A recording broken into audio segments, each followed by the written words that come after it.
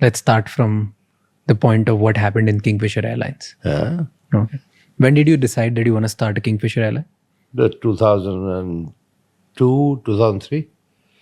And you just, okay, so here's the story. Hear me out. What Yeah. I have gathered from reading about it is one day, out of blue, you go to an AGM or like just a board meeting, I think, not AGM.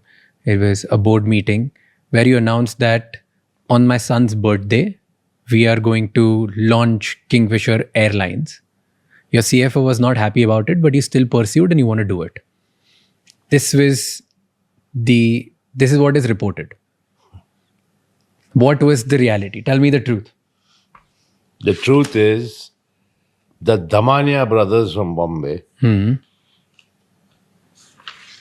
who previously had Damania Airlines, came and made a presentation to my CFO, Ravi Narungadi, saying the time is ripe to start an airline now. Okay. Ravi Narungadi had discussions with them, came to me and said, would you like to look at this proposal? I said, yes. We looked at it and finally we decided, yes, it is opportune. So let's go for it. Okay. That's how the idea of an airline was born. And then you didn't take anyone in confidence. You were just, hey, out of nowhere, I think we are an alcohol business. Now we want an airline business. No, there's nothing wrong in diversification. The UB group has had a history even during my father's time of operating food processing companies, petrochemical companies, electromechanical companies. So, diversity was nothing new to us. So your initial plan to launch an airline was 7th May 2005, but you ended up launching on 9th May 2005, right? And This then whole business of launch on son's birthday as a birthday gift and all is complete baloney. All right? I think my son would be embarrassed and I would be equally embarrassed to say I'm starting an airline.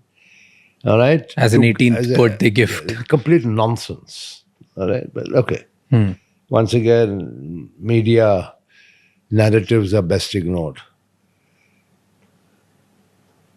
A full-blown professional management team was in position before the airline even started, before the first plane arrived. Okay? The CEO and the director of engineering were both hired from the US. Okay? And the airline was launched. There's a lot of narrative about Kingfisher Airlines. There's a lot of narrative about mismanagement. A lot of narrative about the Deccan acquisition. All sorts of things. Let's pick one by one. Yeah. What was the first vision of Kingfisher Airlines when you were starting in 2005? To produce the best flying experience that India had ever seen. Make it a premium experience?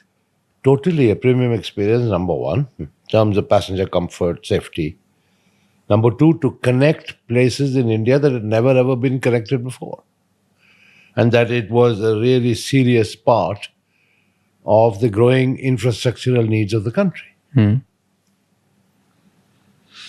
But I was watching one documentary about you, and I think the person who you got to lead was Alex. Yeah, Wilcox. Yeah.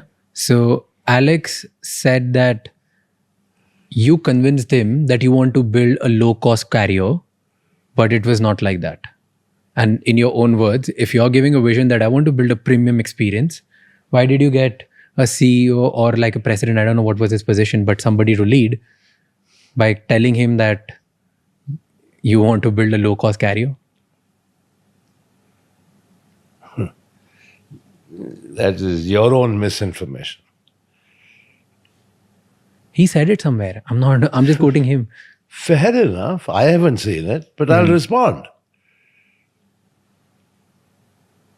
Kingfisher Airlines started off as a single-class airline, low cost, but with a difference. it had in-flight entertainment, and it offered meals.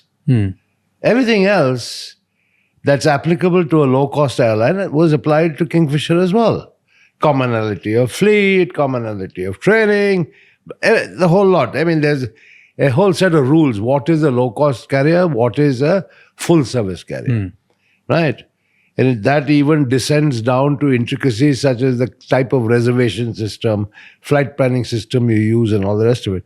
So Kingfisher had all the low-cost attributes. Okay, the only product plus was in-flight entertainment for the first time ever in India and good food. So to me, the logic from my marketing experience was Indians love entertainment, therefore the in-flight entertainment system, and Indians love food. So good food, right? And then, of course, okay, service quality, whether you're a low cost or a full service, I mean, you'd like a nice, well-trained, polite set of crew. And we spent a lot of time and energy on that. Then, when we saw the market evolve, we added Kingfisher First, which is basically the business class. Why? Because the market demanded that on certain routes, right? There's certain people who would not fly Kingfisher because we didn't have a front cabin or a business class, who would always fly jet. Okay, because jet had a two class, a business class and an economy class, right? And now, just to prove my point,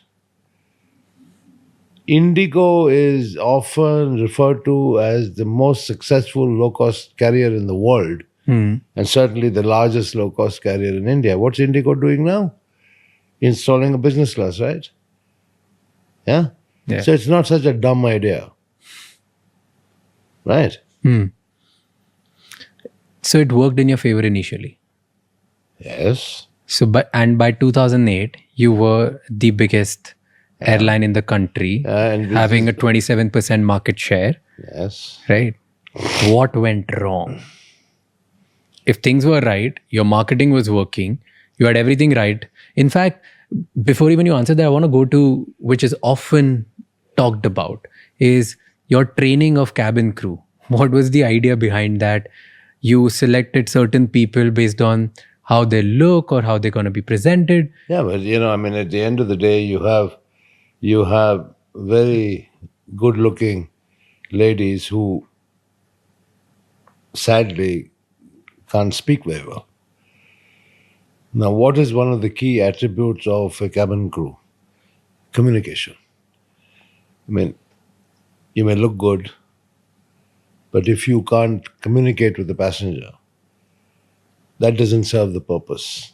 The kind of service standards that I set for the airline. And my service standards were unique. They included, in business class, the air hostesses cleaning the reading glasses and spectacles of our customers. We call them guests, right?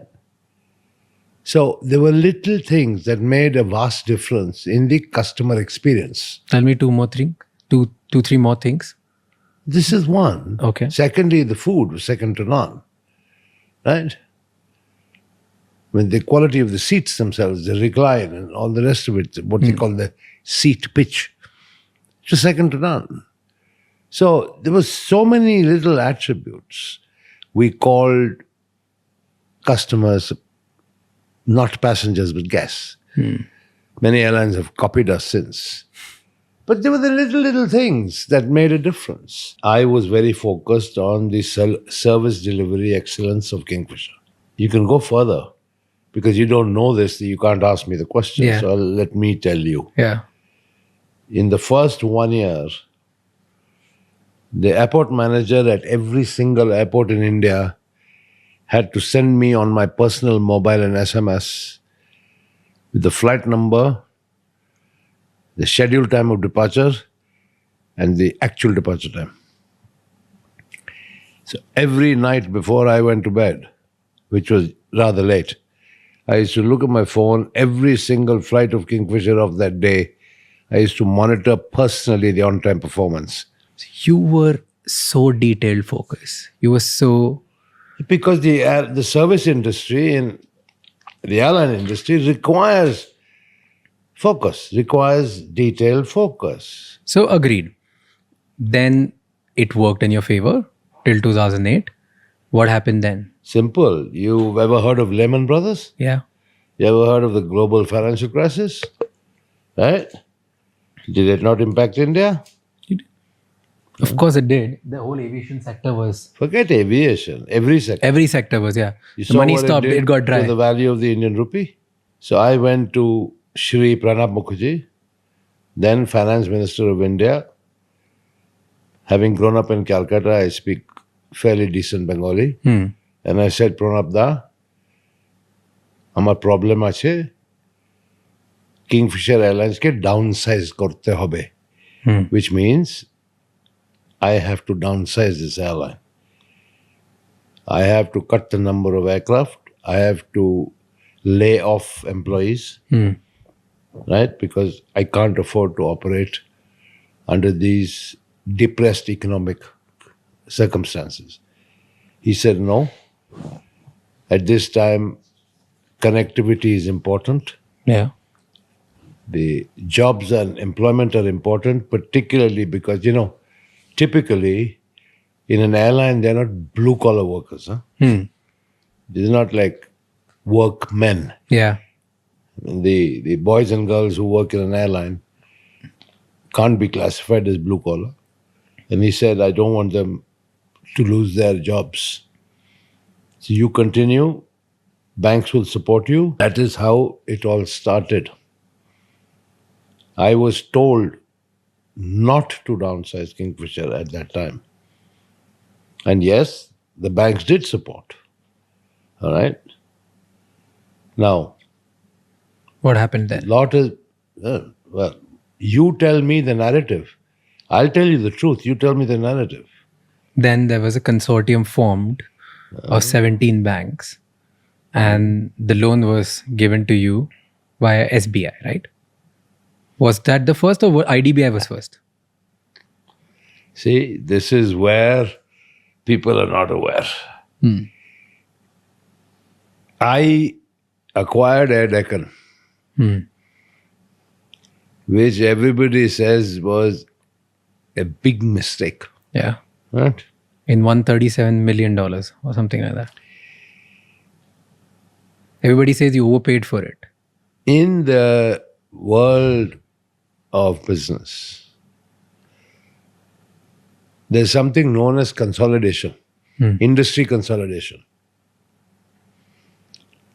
There is something known as eliminate the disruptor.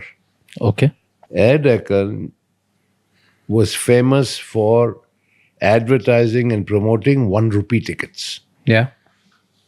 Clearly, you could never ever sustain any airline business selling tickets for 1 rupee. Right? Okay, it was a bait. But that set certain price expectations in the mindset of the customers. Yeah. And affected not only Deccan, which was losing money, but the industry as a whole, of which Kingfisher was also a part. Right? So, at that time, we looked at it. Air Deccan was also Bangalore-based. It had the same Airbus aircraft. It had the same trained pilots as Kingfisher. So there was a lot of engineering compatibility. Plus scale and size with the merger of Kingfisher and Deccan. पूरी video देखने के लिए हमारे YouTube channel और Instagram page को follow जरूर करें। Thanks for watching.